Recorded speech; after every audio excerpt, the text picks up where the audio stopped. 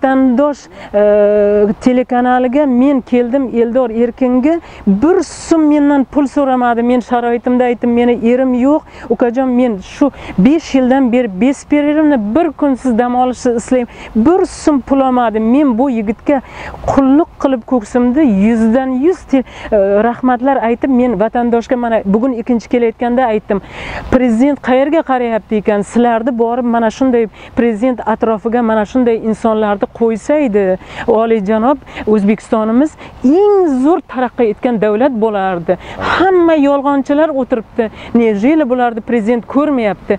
Chunki Moskvada bir og'iz joyga minut telefon qilsangiz, minut telefoningizni olib gapirib, sizga atvetni berib, yana qanaqa javob savollaring bor deb mana shunday chiroyli gaplar bilan yana если хотите еще обратитесь deb mana shunday спасибо огромное deb любой kompaniyasiga telefon qilasizmi, любой учреждение sizni to'la-to'kis eshitadi. Nima uchun bizlarda O'zbekiston posolstva, O'zbekistonga telefon qilyapman, bu yerdan pullarim ketyapti, lekin bir og'iz O'zbekistondagi Samarqand aybimiz over to'la-to'kis javob berdi. Mana shu yigit odamgarchiligi bor inson ekan. Qolgan hech joydan men hamma joyga telefon qildim, qoniqarli javob olmadim.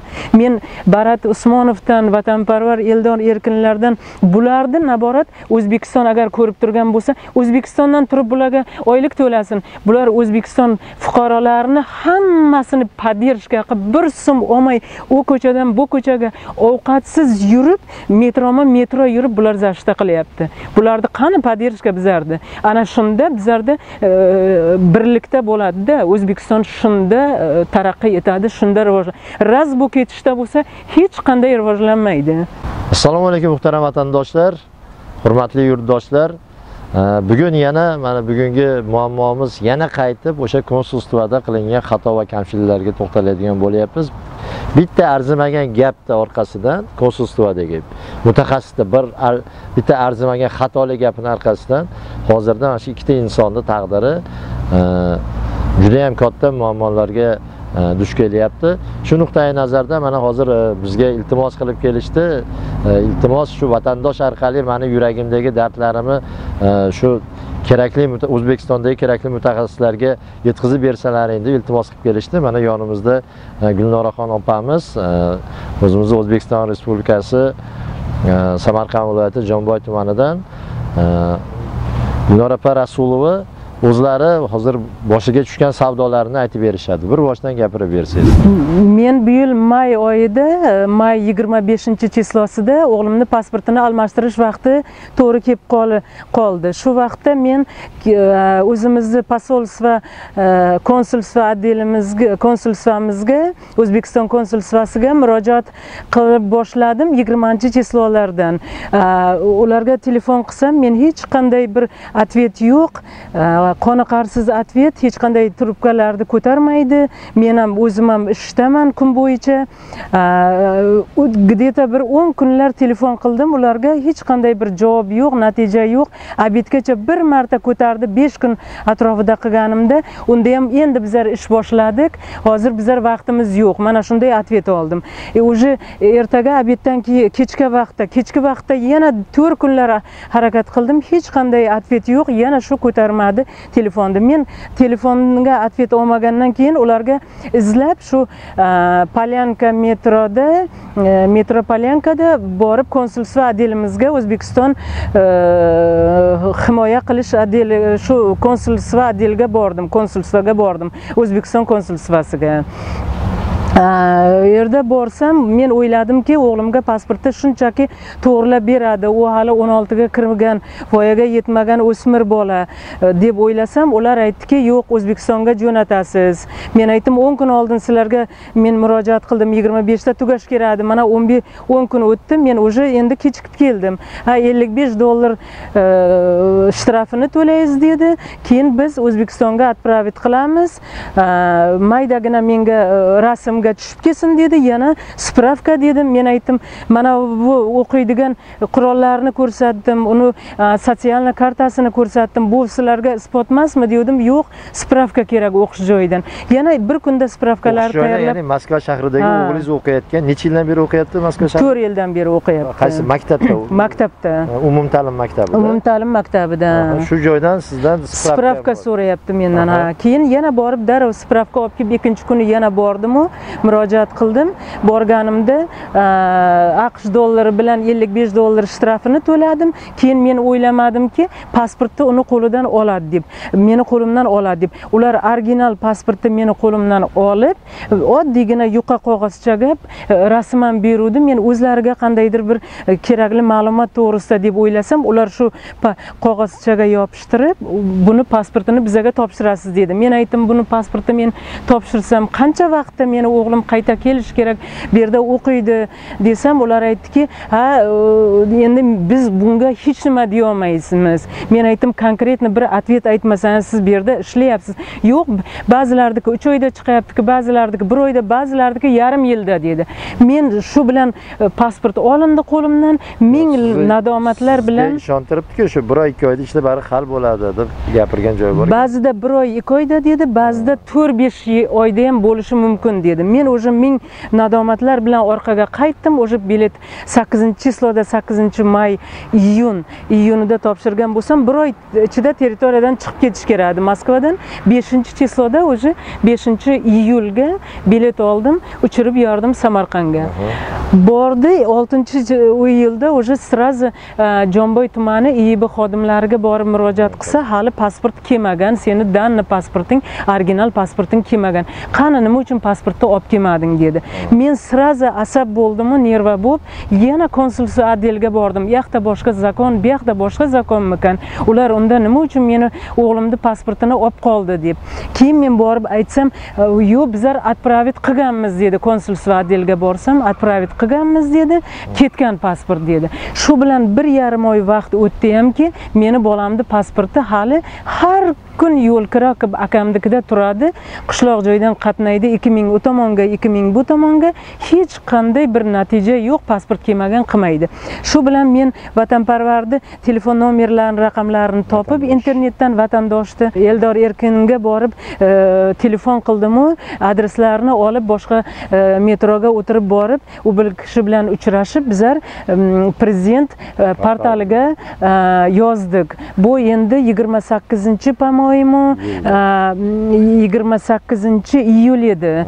Shu vaqt keyin bu juma kuni edi. Juma kuni keyin ular sirazi juma kuni kechqurun bizlar jo'natdik. Shanba, yakshanba dam olish bo'lsa, dushanba kuni darrov prezidentimizga katta rahmat, darrov ijobiy natija bilan o'g'limni darrov telefon qo'ng'iroqlar bilan chaqirib, отпечаткалар oldi, rasmga tushirdi. Hali pasporti bormagan bo'lsa ham. Keyin o'sha shundan beri ham hozir mana 25 kun bo'ldi pashti. Hozir hech qanday atvet yo'q. Men Jomboy IIB tumaniga ham telefon qo'ng'iroqlar bilan chiqdim.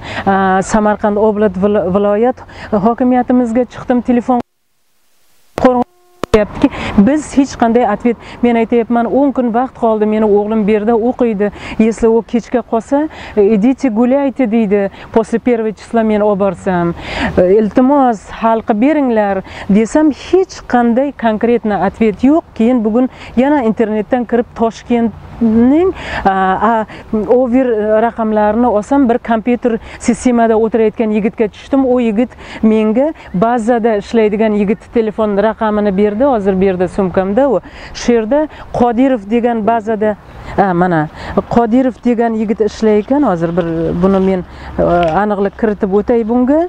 Tak, +998 71 230 38 00. Qodirov trubkani oldi-yu, menga aytayapti, Qodirov deb o'zini tanishtirdi. Men dedim, O'zbekiston fuqarosiman dedim. Samarqand oblastdan meni o'g'limni pasporti bo'yicha murojaat qilayotgandim dedim. U yigit sirazi aytdiki, hozir bir 10 minutda telefon qiling dedi-yu. Tamom, 10 minutda telefon qildim. O'sha telefonlar o'chirilgan. Menga faqat недоступно nomer, mana shunday недоступно keldi. Necha marta qilsam, nejeli meni u nimada ishlayotgan, qonunimizga javob berayotgan inson, shu u yerda ishlayotgan odam ham fuqarolar nimasiga просто обычно panja orasida qarasa, nejeli bitta bir og'iz atvet, opa 2 kunda telefon qiling yoki 3 kunda sizni o'g'lingizni bir aniqlik kiritib beraman, bir bor yo'qligini yo chiqadi yo chiqmaydi desa, men может yana prezidentga murojaat qilaman. Nima uchun bir O'zbekistonimizda konsekvensov bir haqiqat qachon bir qaror topadi? Men hayronman, men qiynaldim to'g'risi. Mana shu murojaat qilishdan maqsad o'sha O'zbekistonda aynan shu hozir sizni farzandingizni taqdiri bilan bog'liq muammolarga o'sha javobgar shaxslar bor, ya'ni tashkilotlar bor. Mana shu Aver deymiz, yoki baza danniy deydi respublikamizga. Mana shu mutaxassislarga gaplaringiz bo'lsa, shu to'g'ridan-to'g'ri shu kamera orqali keyin hozir yana undan keyin Samarqand IIBsiga telefon qildim. U yigitni ham telefon nomerlarini men ayta bilib o'taman. Hozir +998 +66 +998 66 231 1371 dejurniy chasta ishlayotgan yigit juda odamgarchilik bor.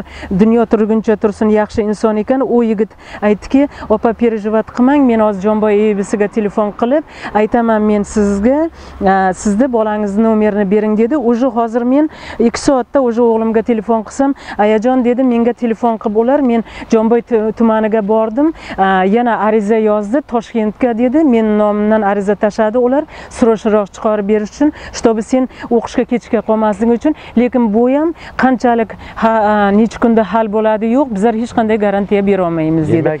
Yana men bitta narsa aytib o'tmoqchiman.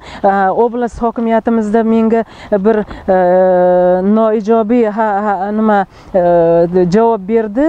Samarqand hokimiyatida ishlayotgan +998 66 235 24 60 ta priyomida ishlayotgan 2 marta bu yigitga telefon qildim. Menga aytayaptiki, siz nima uchun tushunmaysiz, tushunishni xohlamaysiz? Sizga bizlar tushuntirib aytayapmiz. Bu Toshkentning qo'lidagi narsa, qachon jo'natsa shunda. Men aytdim, men eshitishim bo'yicha odamlarniki 3 oyda chiqyapti ekan. Siz hokimiyatda o'tiryapsiz. Nejeli meni 2 marta murojaatimda siz to'g'rilik bo'yicha hokim janoblariga kirgizib tushuntirib ayta bilolmaysiz. Men aziyat chekyapman. Bir haftada meni o'g'lim kelsa, idите gulayte deydi, bo'ldi, men qo'ya olmayman o'qishga deb aytdim. O yigit menga u ham panja orasidan qo'pol muomala qildi. Demak, hozirda shu O'zbekistondagi maxsus mutaxassislarga shu murojaat qilsangiz, chunki bu farzandimiz va shu Moskvada o'qib, farzandingiz o'qib borgandan keyin albatta juda ham iltimos qilaman, juda ham. Chunki meni agar o'g'lim kechikib kelsa, uni men bu yerda O'zbekiston sharoiti emas, bu yerda vaqtida borib, bu yerda yolg'on zamon yo'q unaqa. Hamma narsa konkretni, ochiq oydin, hech qachon bir-birimizni aldash yo'q. Bir marta men aldadimmi, o'sha men hurmatimni yo'qotdim. U maktabga men sabraniga ham borib o'tirishim kerak yo'q, ota-onalar yig'ilishi. To'g'rilik nima?